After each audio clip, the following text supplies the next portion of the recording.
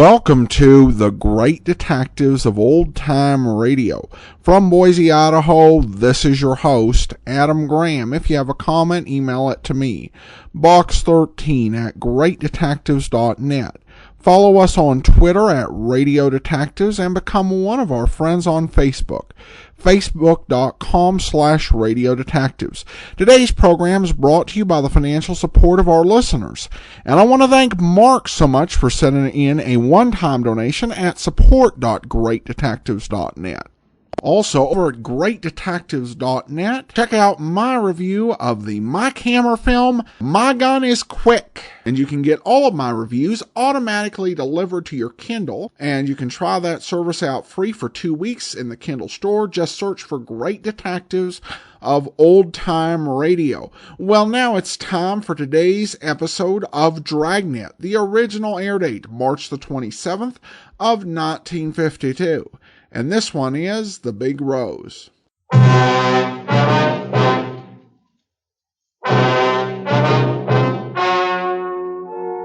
story you are about to hear is true.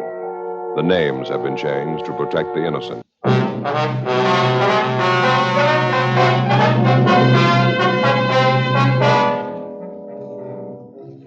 You're a detective sergeant. You're assigned to homicide detail. A 38-year-old woman disappears. She leaves her sister and her 4 children behind. There's evidence of foul play. Your job? Find her.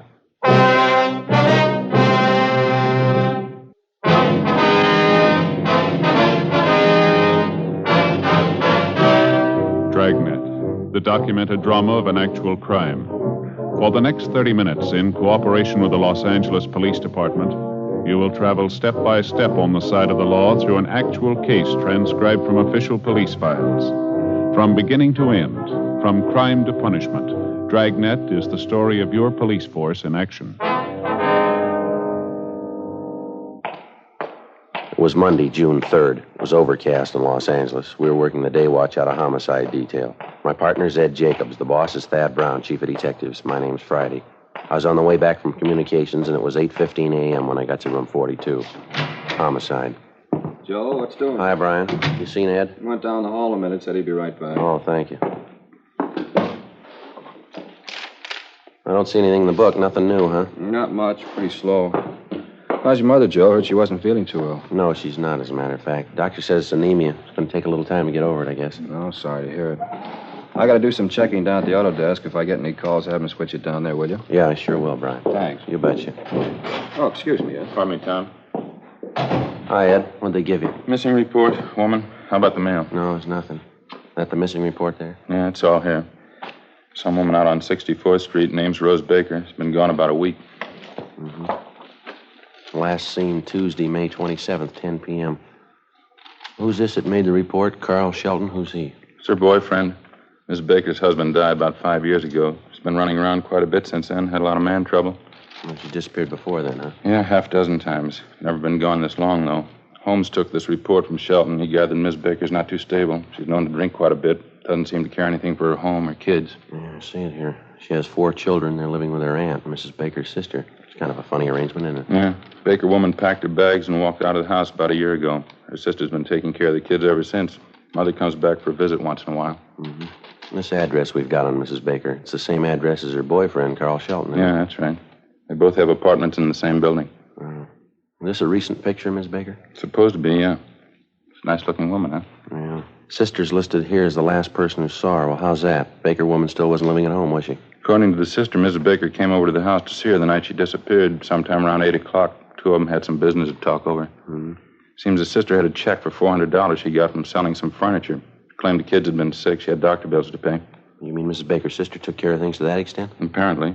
Anyway, after the sister got the check for selling the furniture, Miss Baker wanted half the money. Sister said that's why she came to see her that night. 2 of them got in the car and went out to find somebody to cash the check. Mm-hmm. You want a drink of water? No, thanks, Ed. Where do you get a $400 check cashed at 8 o'clock at night? Would you know? Sister said Miss Baker knew somebody who'd cash it for him. Turned out the person couldn't cash it. Sister stopped at a bar for a glass of beer. Mrs. Baker took the car and went to look up somebody else she thought could cash it. That was it. Mrs. Baker hadn't been seen since. Who was this somebody else? No idea. Sister claims she doesn't know. Mrs. Baker didn't tell her. Sounds like Mrs. Baker wanted the whole check, wouldn't you say? That's what the sister figured when Miss Baker didn't come back. She finished the glass of beer, left the barn, started walking home. 2 blocks from the house, she found her car parked. No sign of Miss Baker. Car keys were in the glove compartment, so it's the sister's share of the money, $200 in cash. Well, how about the firm that issued the check? They get it back canceled? Yeah, a couple of days ago. Miss Baker's endorsement on the back. Yeah, sounds pretty wild, doesn't it? The whole thing does. Talked to half dozen people who saw Miss Baker that night, and none of their stories jibe. How do you mean? Her boyfriend, Carl Shelton, he claims Miss Baker told him she was going out of town for a few days with a girlfriend. They check it out? Yeah. Girlfriend didn't know anything about it. Then they talked to a woman who works with Miss Baker. She says, yeah, the Baker woman was planning a trip. Miss Baker mention anything about it to her sister? No, sister says Miss Baker told her just the opposite. Said she was getting out of her apartment into a new place. She was going to spend the next couple of days moving. They checked the boyfriend, Shelton. Said if Miss Baker was moving, was news to him. Well, either she's a liar or one of her friends are, huh? It's all bollock stuff. No 2 stories anywhere near alike. What do they figure for a motive? They got a line on anybody who might have wandered out of the way? Big field to pick from. She fought with Carl Shelton. She fought with his sister, some of the people she worked with. She had 3 or 4 other men around town on the string, too. Any one of them could have wanted her out of the way. All her relatives been checked out, and all her friends, places she'd be most likely to go? All checked. Not a trace of her, nothing. Yeah, I guess we better start moving on it. A lot of ground to cover. See if we can't straighten out some of those stories. One thing's sure. Somebody's lying. 8:35 a.m. Before we left the city hall, we checked with Sergeant Holmes in Missing Persons, who'd taken the report on Rose Baker's disappearance. He had nothing to add to what was in the report and what he'd already told Ed. First on the interview list was the sister of the missing woman, Bernice Marin. She was employed as a saleswoman for a grocery supply firm. We called at the home where Miss Marin lived with her 4 nieces and nephews, but there was no answer. The next-door neighbor told us that Miss Marin was working, that she usually didn't get home until 4:15 or 4:30 in the afternoon. In the meantime, we figured we might as well check the next name on the list, Mrs. Baker's boyfriend, Carl Shelton. We'd already checked him through R&I, and he had no record. We drove out to his address, a 3-story apartment house on 64th Street. Shelton's apartment was on the main floor rear. He answered the door in his bathrobe and slippers. He told us that he was employed at one of the local oil refineries, and that this particular week he was working the graveyard shift, 11 at night until 7 in the morning. He showed us back to a small kitchen at the rear of the apartment. While we questioned him, he fixed a percolator of coffee and put it on the stove. You're sure about Miss Baker's plans, are you? She never mentioned anything to you about moving out of the apartment house here? No, never. Somebody's handing you a line there. If Rosie was going to move, she'd tell me about it. Just a minute. I got to get that coffee. It looks about done. You fellas want some Java? Got a whole pot full here. No, thank you. How long did you say you've known Miss Baker? Oh, about a year and a half. We got along pretty good. She'd right from the start. Sure don't understand her taking off like this. Miss Baker ever talk to you much about the family? Her sister, 4 children? I mean, did you see them regularly? Seem to get along with them all right to you? I don't think I'd know that. Rosie never had much to say about them. The only thing I could gather was that she just got sick of the routine, you know. Keeping up a house, doing the wash, mopping, dusting, taking care of 4 kids. She just checked out, that's all. Let her sister Bernice take over. Mm-hmm. If you ask me, she never should have had a family to begin with. Rosie isn't the kind. She's a party girl, likes a good time, you know what I mean? One thing I don't understand, Shelton. You said a minute ago you couldn't figure out Miss Baker's going off like this. When you filed a missing report on her, you said she was planning a trip out of town. Yeah, that's right. Well, isn't it possible she might have taken off without telling you? No, I don't think so. She'd have told me. She was planning a trip, all right, but she wasn't going to leave till the next night, Wednesday night. She's going to pick up this girlfriend of hers, Iris, and the 2 of them were going to take the bus down to Laguna for a couple of days. Well, it's our understanding this girlfriend, Iris, didn't know anything about the trip. Can you explain that? I don't know. I guess Rosie forgot to tell her. Can't figure these women sometimes. Maybe she was going to phone her Wednesday morning. She knew Iris could get away almost any time. And you think it's possible she might have gone down to Laguna by herself? No, that's not like Rosie. Besides, before I went in to report her missing, I called a couple of places down Laguna where Rosie usually stops at. They hadn't seen her. Possible she might have gone some other place? No, without telling me, no. Besides, she wouldn't go alone. I know that. Sheldon, we understand Mrs. Baker was friendly with 2 or 3 other men around town. You think it's possible she might have gone someplace with one of them? Sheldon? No, I can't buy that. If it was 8 months ago, I'd say maybe, but not now. Why not? Well, we had it out, that's all. It was all settled. She wouldn't do anything like that again. You pretty sure about that, are you? Yeah, positive. I don't get it at all. She wouldn't do that to me, taking off, just packing up and leaving. Rosie wouldn't do that to me. Well, she's got 4 children. Yeah. She did it to them. We questioned Carl Shelton for another half hour, but he failed to come up with anything in the way of a definite lead. 10:40 a.m. We drove to the home of the missing woman's girlfriend, an Iris Kirby.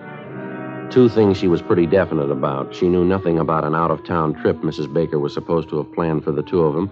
And secondly, she had no use for Carl Shelton. She told us that Shelton was her ex-boyfriend and that she had introduced him to Rose Baker and that shortly after that he dropped her. A few weeks later, Shelton began to keep steady company with Mrs. Baker. Outside of her personal grievance against Shelton, Iris Kirby had nothing to offer in the way of a lead to the whereabouts of her friend. 11:30 a.m., we got in the car and headed for the factory in the south end of town where Rose Baker was employed. We stopped off on the way for lunch, a bowl of soup and a sandwich. Ed had a cheeseburger and a piece of pie. Before we left, we checked the office to see if there were any calls. Nothing. The place where Mrs. Baker worked was on Santa Fe Avenue, a one-story building covering almost half a block. They manufactured men's work clothes, shirts and overalls.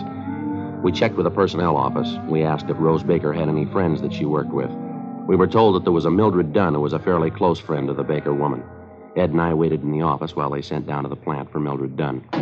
Ms. Dunn? That's right. Police officers. My name's Jacobs. This is my partner, Sergeant Friday. How do you do? How are you? I'd like to ask you a few questions about Rose Baker, Mrs. Dunn. I understand you're a pretty close friend of hers? Yes, that's right. I've known Rose ever since she came here. She works on the machine next to me. She come home yet? No, not yet. You remember Miss Baker saying anything to you about taking a trip, Miss Dunn? I mean, just before she disappeared? Yes, she did. She'd been looking forward to it. That's probably where she is, don't you think, off on her trip? Well, we don't know, ma'am. Did she mention anything definite about the trip to you, where she was going, when she was leaving? Well, I think she was going to Laguna Beach. It's hard to tell. She's always kidding around, Rose is. Once she said she was going to fly to Switzerland for a vacation. San Moritz.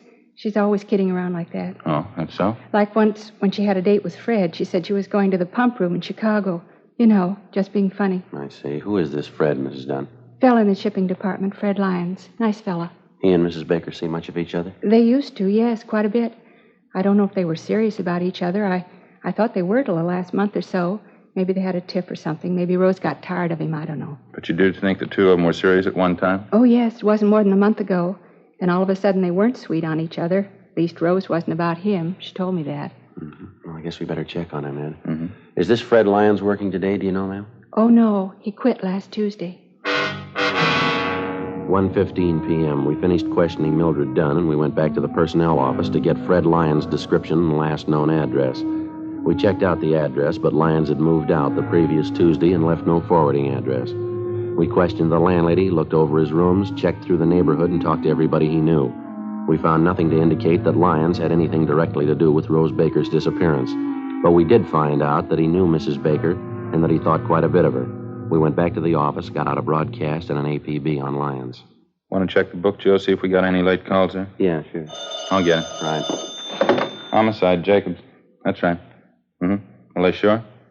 What was that? All right, thank you. Got something. Yeah? Hollywood Division. Woman's purse found in a vacant lot out there. High school kid found it. A lot of identification inside. Yeah. Rose Baker.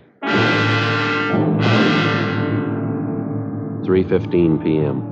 The purse was brought downtown to the crime lab for detailed examination. Bryan and Barrett from Homicide went out to interview the boy who found the purse and to check the neighborhood where it was discovered. Meantime, Ed and I drove out to talk to the missing woman's sister, 36 years old, Bernice Marin.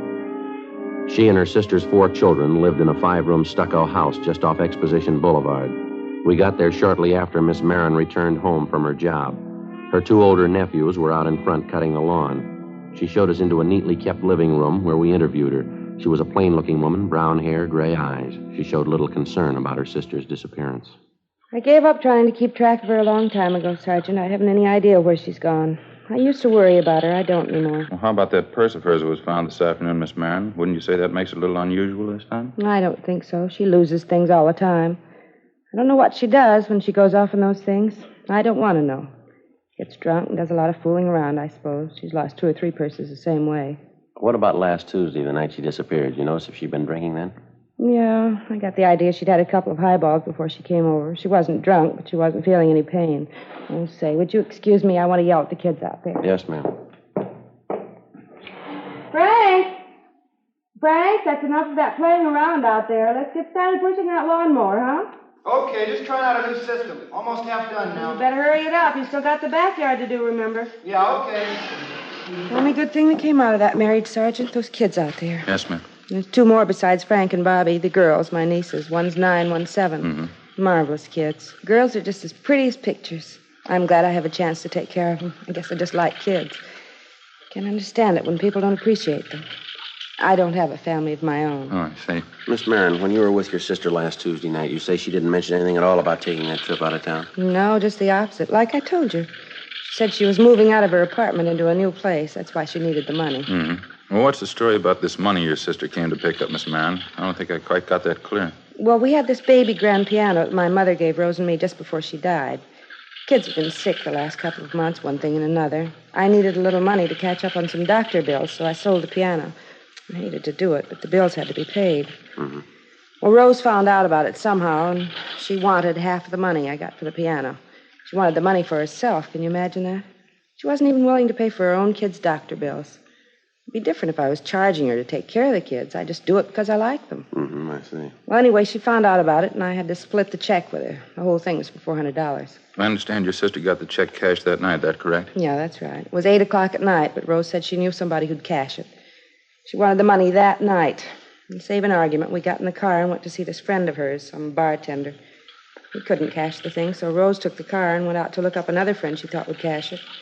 I didn't want to go chasing all over town with her, so I stayed at this bar and had a beer. Mm-hmm. And that's the last time you saw your sister, is it? Yes, I waited a couple of hours, and then I walked home. And 2 blocks from the house, I saw my car pulled up at the curb, right on Exposition Boulevard. Car keys were in the glove compartment. $200 in cash right under them. No sign of Rose, though. Well, what time was it when you got back to the house? You remember? It was after 11. Close to 11:30, I think. I went right to bed.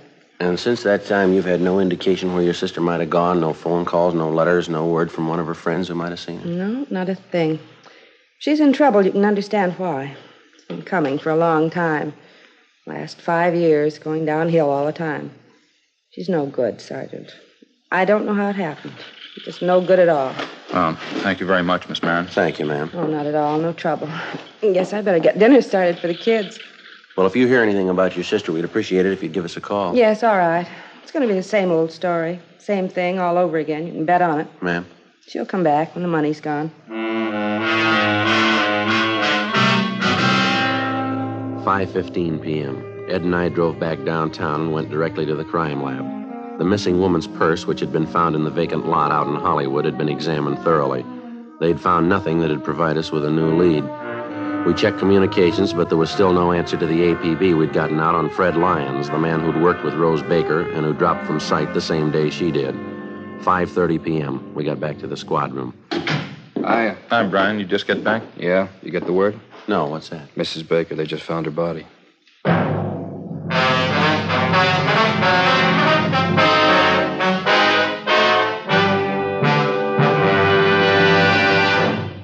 You are listening to Dragnet, authentic stories of your police force in action.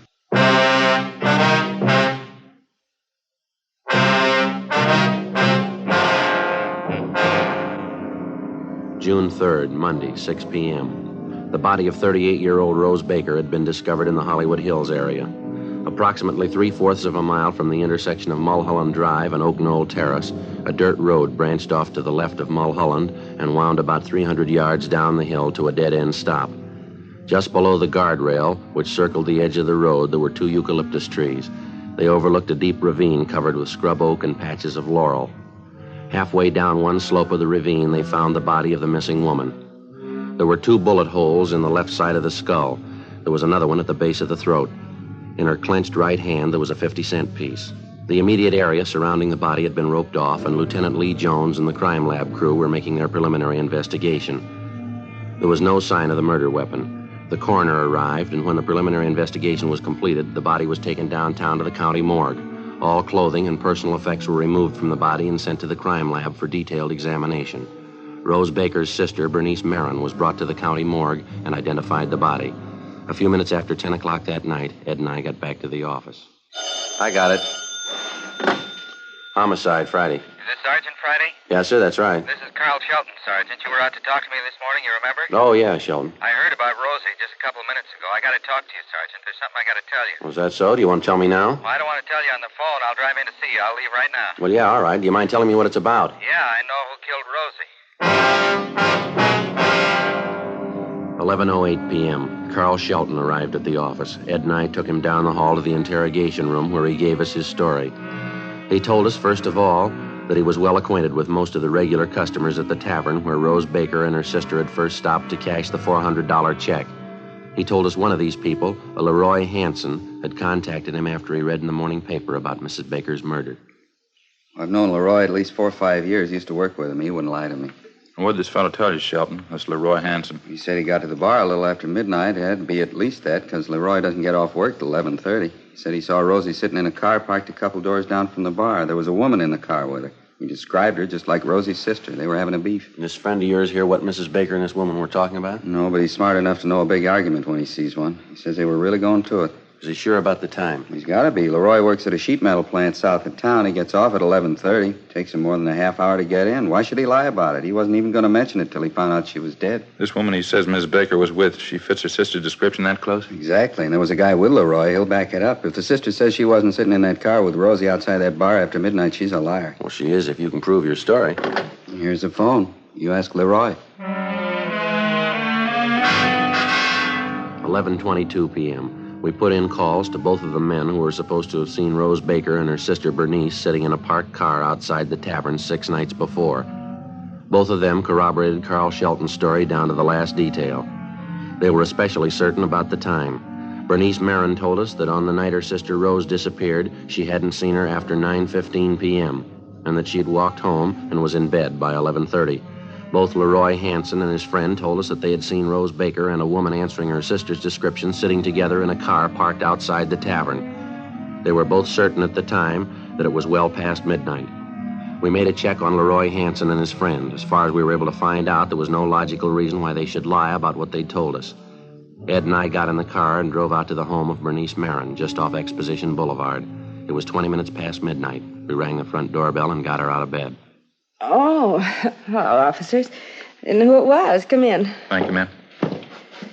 Oh, you have to wait long before I answered. I sleep pretty sound. Afraid we'll have to ask you to get dressed, Miss Marin. I'd like to talk to you downtown.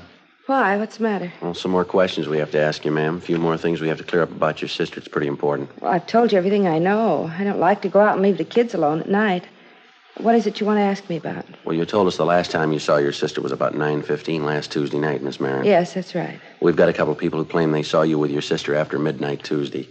You were sitting with her in your car parked outside a tavern. You're having an argument with her. At least 2 people saw you, and they'll swear to that. No, that couldn't be right. They claim it is. They say it was after midnight and they saw me with Rose? Yes, ma'am, that's what they say. And you believe it? You believe it was me? Yes, ma'am, we do. You think I killed Rose, is that it? Yes, ma'am, we think so. How about it, Miss Marin? It'll take me a minute to get my clothes on. I want to talk to the oldest boy, my nephew Frank. Would it be all right? Well, I'll have to go along with you. All right. This way, down the hall. All right. In here. I don't want to wake the other kids if I can help it. All right.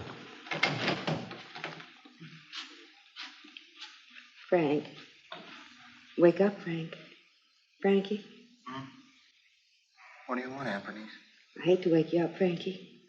I'm going to have to go downtown tonight. I'm leaving now. In case I'm not here when you and the kids get up, I want you to take care of everything, all right, honey? Yeah, okay. What do you have to go downtown for? Well, it's something about your mother, Frank. Might take a little time. You see the girls get off to school in time in the morning, won't you? Bobby, too. The sandwiches are all made. They're in the icebox. All you have to do is put them in a paper sack, all right? Yeah, okay. Why do you have to go now? Can't you wait until tomorrow? No, I'm afraid not, honey. You take care of everything, huh? Make sure all the doors are locked. And don't forget to feed the dog. No, I won't forget. What's the matter? Is there anything wrong? No, of course not. Now, if something happens so I can't get back tomorrow, I'll call you on the phone, all right? Yeah, okay. You be sure and call, huh? I'll call you, honey. You go to sleep now, huh? It'll be all right. You get some sleep. Good night, Frankie. Yeah, okay. Good night. I'm sorry to keep you waiting. I had to tell Frank what to do. The kids wouldn't understand. I mean, if they woke up and didn't find me here. Yes, ma'am. What'd you do with the murder gun, Miss Marin? Out in the garage, I'll show you. I had her 4 kids to raise. It's not easy. You know what it costs to feed them, put clothes on their back? It's not the kids I minded. They're wonderful. I love every one of them. I'm glad to get the chance to raise them. Never married myself. Never had any of my own. Mm-hmm. Hasn't been easy at all, working all day, coming home and cooking for them, doing the wash, trying to keep the house clean. Rose never gave me a dime to pay a bill, for her own kids, too. She gave us nothing, and she tried to take everything, tried to bleed me for my last dollar. She cashed the check that night and said she was going to keep all the money. I couldn't stand anymore. We argued, and I killed her. Yeah, well, I'm sorry, ma'am. We'll have to go. Yes, all right. What'll I do, Sergeant? What'll I say? I advise you to tell the truth. You'll get a fair trial. I know that. It's not what I mean. What do you mean? Inside there, what am I going to say? How'll I explain it? Ma'am? The kids. How do you tell 4 kids you killed their mother?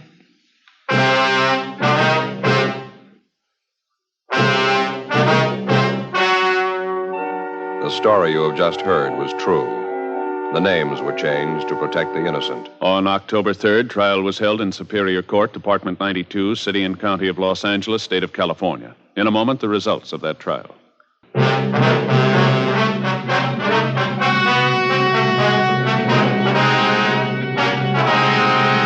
When their aunt, Bernice Alberta Marin, was apprehended on suspicion of 187 PC, the 4 Baker children were taken into protective custody by juvenile authorities. Bernice Marin was indicted for murder and entered a plea of self-defense. She claimed that at the time of the murder, her sister attacked her with a knife while they argued over the division of the $400 check. Bernice Marin was tried in Superior Court by a jury composed of 9 men and 3 women. She was found not guilty.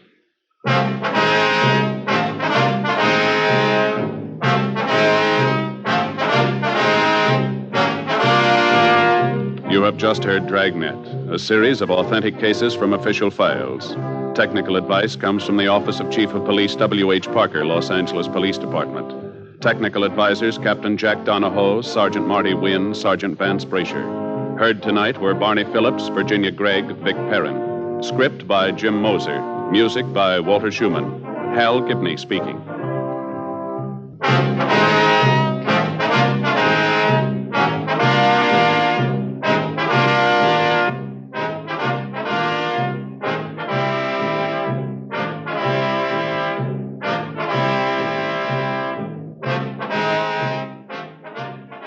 Next, it's Counter Spy on NBC.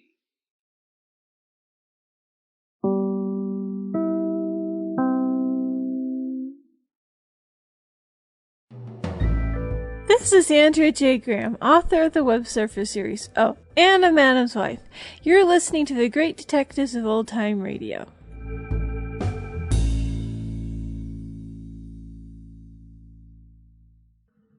Welcome back. I have to admit being a little bit surprised the first time I heard it, but this one I did remember the solution, listening to it this time. And what stands out about this story is that we have the person who was caught actually end up being found not guilty.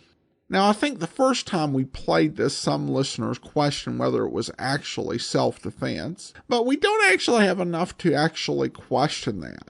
The big thing that would make some people question it is that she kept it hushed up. But her motivations were pretty well explained, even if that was the case. Because she loved these kids, she loved having them in the house. She didn't want to tell them that she'd killed their mother, even in self-defense. And she did lose them to the state system, and there's no indication she ever got them back. Well, now we turn to listener comments and feedback, and I have an email from Dustin who writes in, "Hey Adam, I've been listening for a few years and really love what you're doing. I'm writing because I'm wondering if you can suggest some specific shows for me to check out based on what I've enjoyed so far. I've sampled many different detective shows, and easily my favorites have to be The New Adventures of Michael Shayne and Pat Novak for Hire. The unfortunate thing about these being my favorite shows is that there aren't that many episodes of them. I really love the cynical detectives, the jaded ones with bad tempers and poetic descriptions of city life. There's a bit of dark edge to those hard-boiled shows that I find unique and appealing. I was wondering if you had any suggestions for other shows in the vein of these." Well, thanks so much for the question, Dustin. And there are quite a few hard-boiled detective shows. There's varying degrees of cynicism, but some that occur to me, Philip Marlowe, he's more world weary than cynical, but Doc Easter, The Man from Homicide, Pete Kelly's Blues, Homicide O'Kane, Jeff Regan, at least the 20 that are with Jack Webb. The ones with Frank Graham I think are still worth listening to, but there's a slightly lighter tone. And depending on how cynical you want in terms of hard-boiled detectives, you can also try Barry Craig and Candy Matson.